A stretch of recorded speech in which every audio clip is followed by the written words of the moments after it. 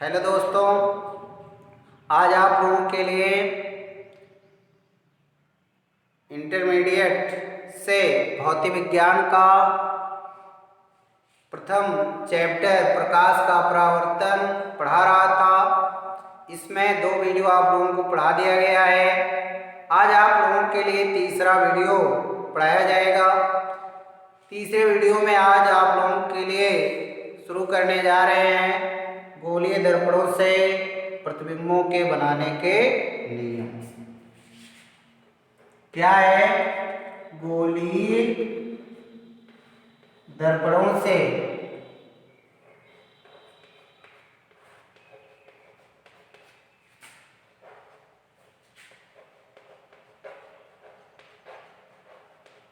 प्रतिबिंबों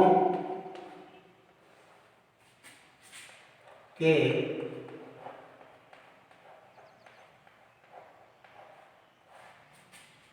बनाने का नियम। या गोलीय दर्पणों से प्रतिबिंबों के बनने के नियम या बनाने का नियम। किससे? गोलीय दर्पणों से प्रतिबिंबों के बनाने का नियम। देखिए इसमें रूल्स टू फ्रॉम,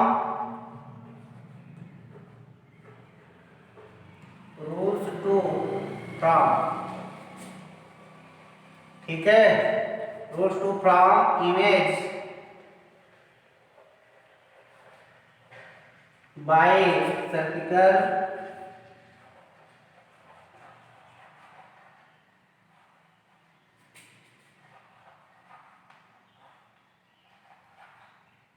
मिरर।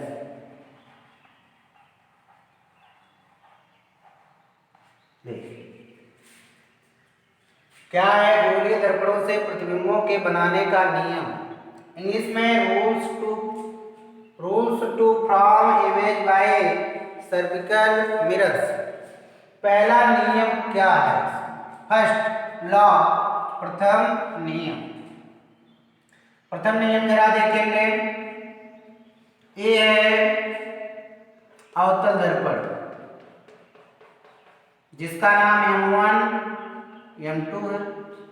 दूसरा है उत्तल दर्पण M1 M2। पहले ध्यान देंगे, ये दर्पण का ध्रुव हो गया, ये भी दर्पण का क्या है? ध्रुव। ये फोकस है, ये वक्रता केंद्र है, ये फोकस है और ये वक्रता केंद्र। पहला नियम ये है, मुख्य अक्ष के समांतर आने वाली प्रकाश की किरणें, मुख्य अक्ष के समांतर आने वाली प्रकाश की किरणें दर्पण से परावर्तन के पश्चात फोकस से होकर जाती हैं अवतल दर्पण में, अथवा मुख्य अक्ष के समांतर आने वाली प्रकाश की किरणें दर्पण से परावर्तन के पश्चात फोकस से आती हुई प्रतीत होती। 2 नियम समाप्त हो गए। मुख्य अक्ष के समांतर आने वाली प्रकाश की किरणें दर्पण से परावर्तन के पश्चात फोकस से होकर जाती हैं अवतल दर्पण में, अथवा मुख्य अक्ष के समांतर आने वाली प्रकाश की किरणें दर्पण से परावर्तन के पश्चात फोकस से होकर आती हुई प्रतीत होती हैं उत्तल दर्पण में। पहला नियम खत्म। दूसरा नियम क्या है? ये है M1 M2, ये ध्रुव हो गया, ये हो गया फोकस, ठीक, अवतल दर्पण। ये हो गया आपका उत्तल दर्पण जिसमें ध्रुव हो गया और ये हो गया फोकस।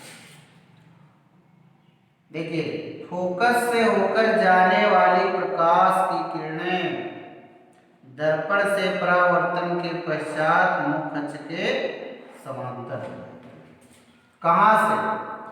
अवतल दर्पण में फोकस से होकर जाने वाली प्रकाश की किरणें दर्पण से परावर्तन के पश्चात मुख्य अक्ष के क्या हो जाती हैं, समांतर। हो गया मुख्य अक्ष। दूसरा M1 M2 अथवा फोकस की ओर जाने वाली प्रकाश की किरणें, किसकी ओर, फोकस की ओर जाने वाली प्रकाश की किरणें दर्पण से परावर्तन के पश्चात मुख्य अक्ष के क्या हो जाती है, समांतर हो जाती है। ये दूसरा नियम समान। तीसरा नियम क्या है, अवतल दर्पण पहले बना दिए, ये ध्रुव हो गया, ये वक्रता केंद्र हो गया। वक्रता केंद्र से होकर जाने वाली प्रकाश की किरणें दर्पण के परावर्तक पृष्ठ से टकराकर उसी मार्ग में वापस लौट जाती हैं अवतल दर्पण में। उत्तल दर्पण में क्या है,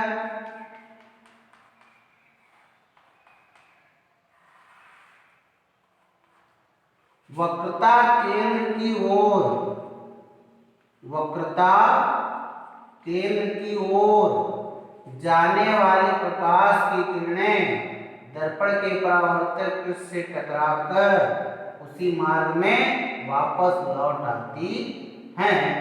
कौन से दर्पण में, उत्तल दर्पण। ठीक, ये तीन नियम थे, एक बार सुन लीजिए। गोलीय दर्पणों से प्रतिबिंबों के बनाने का नियम जो है या बनने का नियम है, पहला है मुख्य अक्ष के समांतर आने वाली प्रकाश की किरणें दर्पण से परावर्तन के पश्चात फोकस से होकर जाती है। ठीक, दूसरा क्या है इसी में, उत्तल दर्पण के लिए मुख्य अक्ष के समांतर आने वाली प्रकाश की किरणें दर्पण से टकराकर दर्पण से परावर्तन के पश्चात फोकस से आती हुई प्रतीत होती है। दूसरा क्या है, दर्पण के फोकस से होकर जाने वाली प्रकाश की किरणें दर्पण से परावर्तन के पश्चात मुख्य अक्ष के समांतर हो जाती हैं, कि दर्पण में अवतल दर्पण के लिए। और उत्तल दर्पण के लिए क्या है, फोकस की ओर जाने वाली प्रकाश की किरणें दर्पण से परावर्तन के पश्चात मुख्य अक्ष के समांतर हो जाती है। तीसरा नियम क्या है, अवतल दर्पण के वक्रता केंद्र से होकर जाने वाली प्रकाश की किरणें दर्पण से परावर्तन के पश्चात उसी मार्ग में वापस लौट जाती है। कौन से दर्पण में, अवतल दर्पण।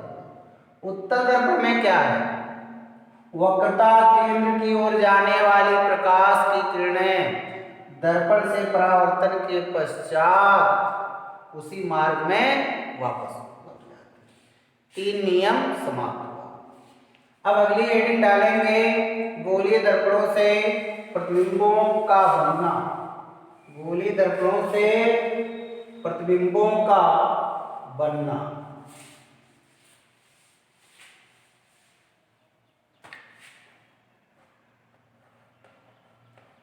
गोलीय दर्पणों से प्रतिबिंबों का बनना। ठीक,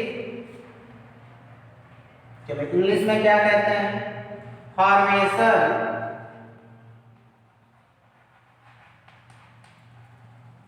ठीक, फॉर्मेशन ऑफ इमेज,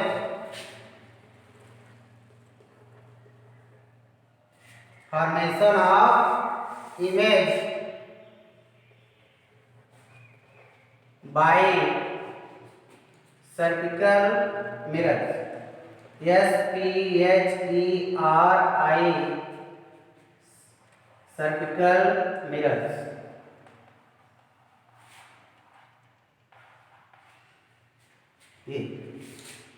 गोलीय दर्पणों से प्रतिबिंबों का बनना, formation of image by spherical image. पहला है अवतल दर्पण से प्रतिबिंबों का बनना। गोलीय दर्पणों से प्रतिबिंबों का बनना। गोलीय दर्पण कितने प्रकार के होते हैं, दो, एक अवतल दर्पण और एक उत्तल दर्पण। अब ये निकालेंगे अवतल दर्पण से प्रतिबिंब प्रतिबिंबों का बनना। कौन दर्पण से भैया? अवतल दर्पणों से प्रतिबिंबों का बनना।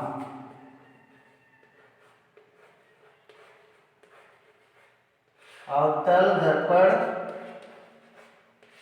से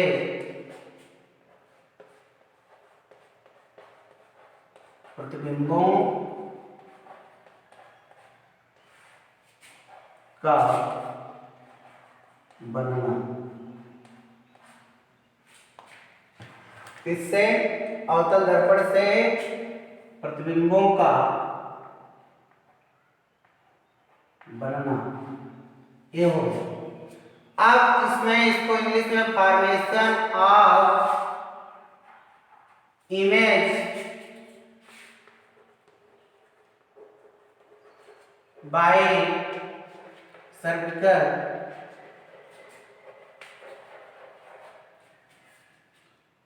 मिरर्स कहते हैं। Formation of image bye cervical image. तो अवतल दर्पण से प्रतिबिंबों के बनने की पहली स्थिति क्या है? जब वस्तु अनंत पर स्थित हो। जब वस्तु कहां पर स्थित हो? अनंत पर स्थित हो। भैया कहां पर स्थित हो? या ऐसे अनंत पर स्थित हो या अनंत दूरी पर स्थित हो। चलिए पहले हम बनाएंगे एक अवतल दर्पण बन गया जिसका नाम M1 M2 दे देंगे। ये ध्रुव हो गया। ये अनंत पर स्थित एक वस्तु ए बी हो गई। ठीक। अब देखिए यहां से चलने वाली प्रकाश की किरणें पहले फोकस से होकर जाती है। कहां से? फोकस से। दूसरी वक्रता केंद्र से होकर जाती है। कहां से होकर जाती है? वक्रता केंद्र से होकर जाती है। दर्पण से परावर्तन के पश्चात उसी मार्ग में वापस लौट जाती है। ये फोकस है। इसका प्रतिबिंब A डैश B डैश बनता है। ये कब की स्थिति है? जब वस्तु अनंत पर स्थित है या अनंत दूरी पर स्थित है। तो अवतल दर्पण के द्वारा वस्तु का प्रतिबिंब अवतल दर्पण के फोकस पर वास्तविक उल्टा व उससे छोटा प्राप्त होता है। ये पहली कंडीशन। दूसरी है जब वस्तु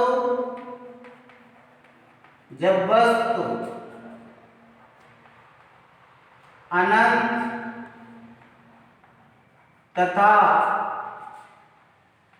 वक्रता केंद्र के बीच हो। जब वस्तु अनंत तथा वक्रता केंद्र के बीच हो तो चलिए ये अवतल दर्पण हो गया। थोड़ा इधर बना देते हैं। ये अवतल दर्पण हो गया। ये अवतल दर्पण का ध्रुव हो गया। ये M1 M2 एक अवतल दर्पण। ये F हो गया और ये वक्रता केंद्र हो गया। वक्रता केंद्र और अनंत के बीच में एक वस्तु AB हो गई। मुख्य अक्ष के समांतर गए। दर्पण से परावर्तन के पश्चात फोकस से होकर चली। दूसरी किरण वक्रता केंद्र से होकर जाती है जो दर्पण से परावर्तन के पश्चात उसी मार्ग में वापस। तो इसका प्रतिबिंब A डैश B डैश बनता है। ध्यान देंगे जब वस्तु वक्रता केंद्र और अनंत के बीच में होती है तो अवतल दर्पण के द्वारा उसका प्रतिबिंब वक्रता केंद्र और फोकस के बीच में वास्तविक, उल्टा व उससे छोटा प्राप्त होता है। ये दूसरी कंडीशन। तीसरी स्थिति क्या है? जब वस्तु वक्रता केंद्र पर, तीसरी है जब वस्तु वक्रता केंद्र पर हो। जब वस्तु कहां पर हो? वक्रता केंद्र पर। ये अवतल दर्पण हो गया, ये दर्पण का ध्रुव हो गया, M1 M2 ए हो गया। जब वस्तु वक्रता केंद्र पर हो, ये वक्रता केंद्र हो गया, ये फोकस हो गया, मुख्य अक्ष के समांतर है, दर्पण से परावर्तन के पश्चात फोकस से, और ये फोकस से होकर गई और दर्पण से परावर्तन के बाद मुख्य अक्ष के समांतर। ठीक, तो ये सी था और इसका प्रतिबिंब वस्तु ए बी थी, इसका प्रतिबिंब क्या बना? ए डैश बी डैश बना। जब वस्तु वक्रता केंद्र पर हो तो अवतल दर्पण के द्वारा वस्तु का प्रतिबिंब कहाँ? अवतल दर्पण के वक्रता केंद्र पर, अवतल दर्पण के वक्रता केंद्र पर वास्तविक, उल्टा व वस्तु के बराबर प्राप्त होता है। जब वस्तु कहां पर हो? वक्रता केंद्र पर हो, तो अवतल दर्पण के द्वारा वस्तु का प्रतिबिंब वक्रता केंद्र पर वास्तविक, उल्टा व वस्तु के बराबर बनता है। हो गया। अगली कंडीशन देखिए, तीसरी हो गई। चौथी कंडीशन क्या है? जब वस्तु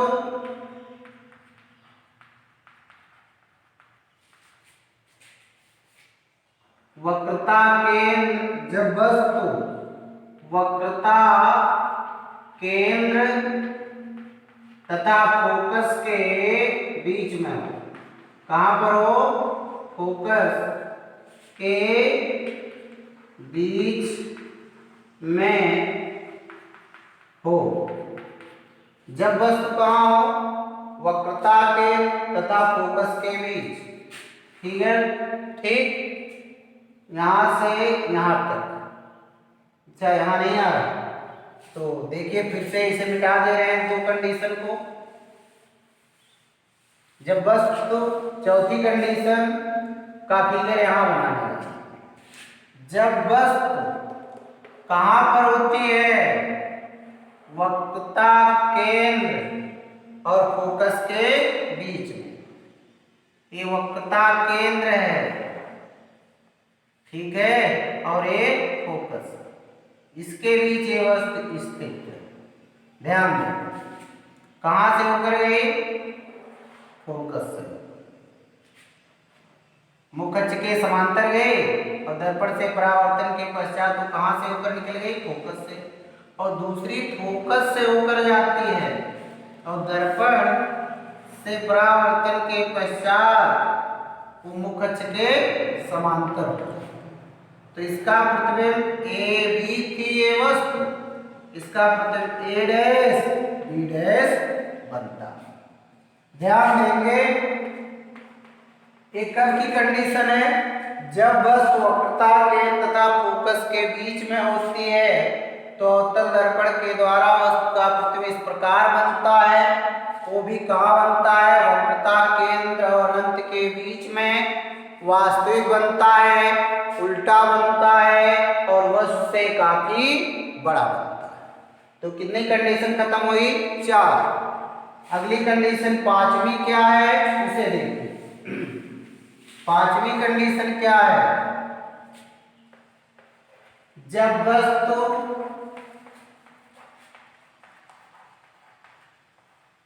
दर्पण के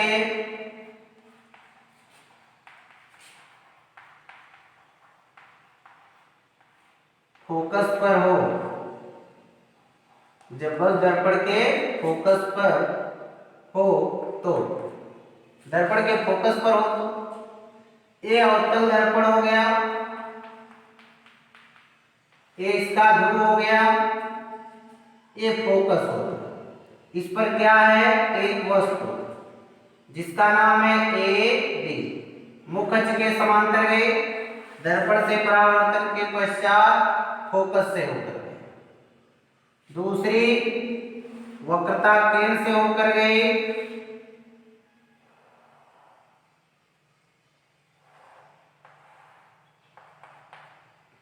ध्यान दें ए भी एक वस्तु थी, एक मुख्य अक्ष के समांतर गई, दर्पण से परावर्तन के पश्चात फोकस से, दूसरी वक्रता केंद्र से होकर गई, दर्पण से परावर्तन के पश्चात वापस आ गई। ऐसी स्थिति में अवतल दर्पण के द्वारा वस्तु का प्रतिबिंब अनंत पर बनता है, वास्तविक बनता है, उल्टा बनता है और वस्तु से बहुत बड़ा बनता है। कहाँ बनता है? ऐसी स्थिति में वस्तु का प्रतिबिंब अनंत पर वास्तविक, उल्टा और वस्तु से काफी बड़ा बनता है। ये पांचवी कंडीशन थी। छठवीं कंडीशन क्या है? छठवीं, जब वस्तु फोकस और ध्रुव के बीच में स्थित हो, ये M1 M2 हो गया, ये ध्रुव हो गया। जब वस्तु ध्रुव और फोकस के कहाँ स्थित हो? बीच में। वस्तु का नाम ए बी हो। अब देखेंगे दर्पण से वस्तु ए से चली मुख्य अक्ष के समांतर और दर्पण से परावर्तन के पश्चात फोकस से दूसरी किरण कहां से होके गई? दर्पण के वक्रता केंद्र से, जो दर्पण से परावर्तन के पश्चात उसी मार्ग में वापस आ गई। अब इन दोनों किरण को आगे की ओर बढ़ाया गया, इसको भी बढ़ाया गया, यहां पर ये मिल गए, इसका प्रतिबिंब A डैश B डैश। यही एक स्थिति है कब? जब वस्तु दर्पण के ध्रुव व फोकस के बीच में स्थित होती है तो अवतल दर्पण के द्वारा वस्तु का प्रतिबिंब दर्पण के दूसरी तरफ आभासी, सीधा व वस्तु से बड़ा होता है। अगर यही कंडीशन ना होती तो हम लिख देते डायरेक्ट कि अवतल दर्पण में प्रतिबिंब जो बनते हैं वो वास्तविक बनते हैं।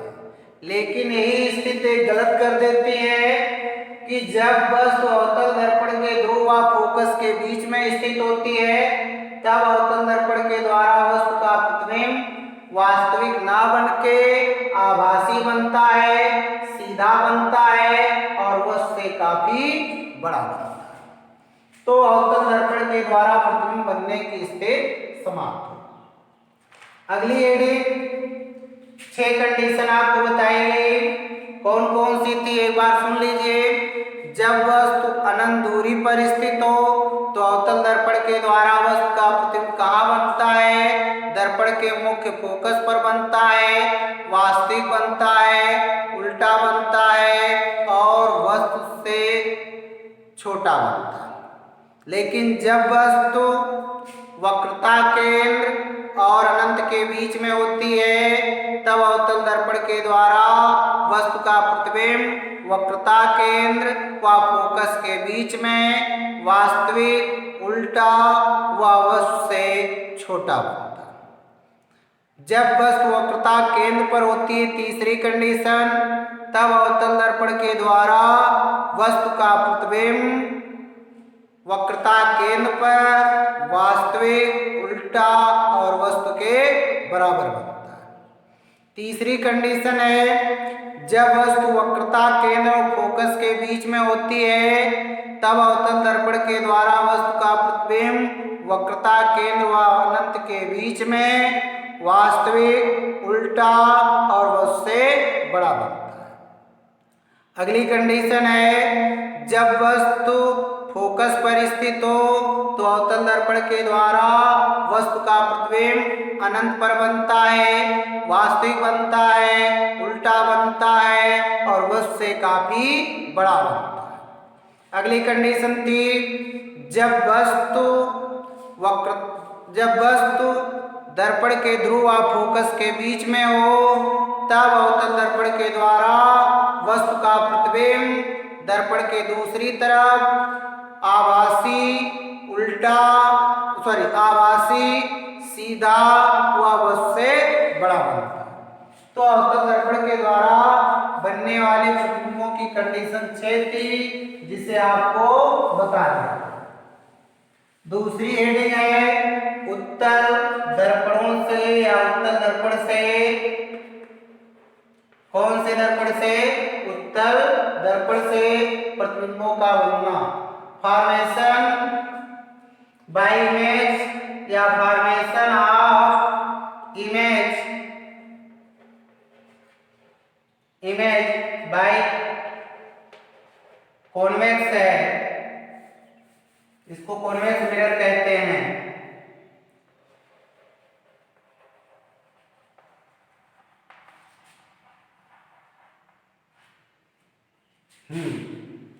कौन से?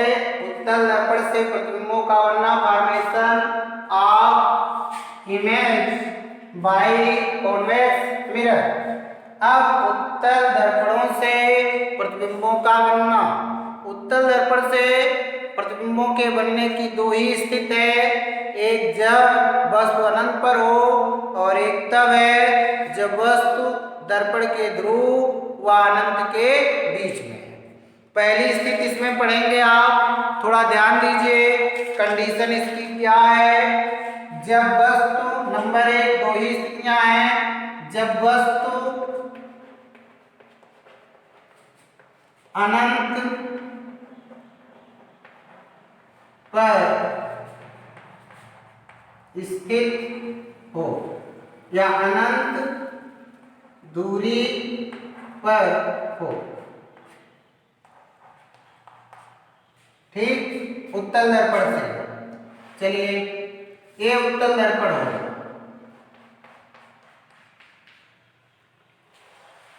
ये ध्रुव हो गया, ये फोकस हो गया और ये वक्रता के अनंत पर स्थित एक वस्तु ए बी हो गई। ठीक, अनंत पर स्थित एक वस्तु क्या हो गई? ए बी हो गई। तो अनंत पर स्थित वस्तु से चलने वाली प्रकाश की किरणें पहले देखी। एक तो पहले मुख अक्ष के समांतर आएंगी, दर्पण से परावर्तन के पश्चात कहां से? फोकस से आती हुई प्रतीत होंगी। दूसरी आपकी है इसमें फोकस की ओर जाने वाली। किसकी ओर? फोकस की ओर जाने वाली। दर्पण से परावर्तन के पश्चात मुख अक्ष के क्या हो जाती है? समांतर। ध्यान दें, ये इसका फिगर। जब वस्तु अनंत दूरी पर स्थित होती है तो उत्तल दर्पण के द्वारा वस्तु का प्रतिबिंब उत्तल दर्पण के मुख्य फोकस पर आभासी सीधा व बिंदु के आकार का बनता है। कब? जब वस्तु अनंत दूरी पर हो तो उत्तल दर्पण के द्वारा वस्तु का प्रतिबिंब का फिगर इस प्रकार बनेगा। कहाँ बनेगा? फोकस पर बनेगा, आभासी बनेगा, सीधा बनेगा, कह सकते हैं बिंदु के आकार। अगली स्थिति है जब वस्तु दर्पण के ध्रुव व अनंत के बीच कहीं पर। जब वस्तु कहां पर स्थित हो? जब वस्तु दर्पण के ध्रुव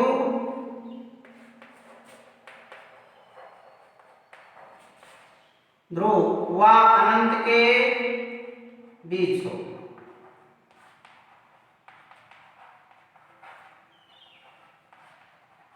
चलिए AM1 AM2 अवतल दर्पण हो गया। ये इसका ध्रुव हो गया, एक वस्तु हो गई जिसका नाम ए बी है। पहले मुख अक्ष के समांतर गए, दर्पण से परावर्तन के पश्चात ये फोकस से आती हुई प्रतीक। दूसरी वक्रता केंद्र की ओर जा रही है। कहां से जा रही है? किस तरफ? वक्रता केंद्र की तरफ। और एक कहां पे काटती? यहाँ पे। एक ए डैश बी डैश प्रतिबिंब बना। जब बस दर्पण के ध्रुवानंत के बीच कहीं पर भी स्थित हो तो उत्तल दर्पण के द्वारा वस्तु का प्रतिबिंब दर्पण के दूसरी तरफ फोकस व ध्रुव के बीच में आभासी सीधा व वस्तु से छोटा प्रतिबिंब प्राप्त होता है। तो गोलीय दर्पणों से प्रतिबिंब बनाने के नियम आपको बताए गए। गोलीय दर्पण से प्रतिबिंब का बनना आपको बताया गया। अवतल दर्पण से 6 कंडीशन बताई गई और उत्तल दर्पण से प्रतिबिंबों के बनने की 2 कंडीशन बताई गई। इस प्रकार आपका गोलीय दर्पणों से प्रतिबिंबों के बनने के नियम और गोलीय दर्पण से प्रतिबिंबों का बनना बता दिया गया। अब आपको अगले वीडियो में फिर मिलेंगे। आज के लिए बस इतना ही।